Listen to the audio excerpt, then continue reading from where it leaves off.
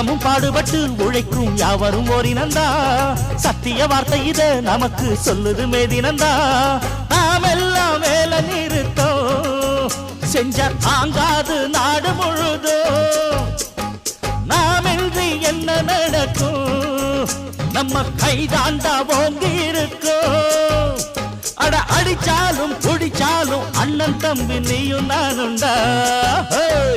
உழைப்பாளி இல்லாத நாடுதா எங்கும் இல்லேயா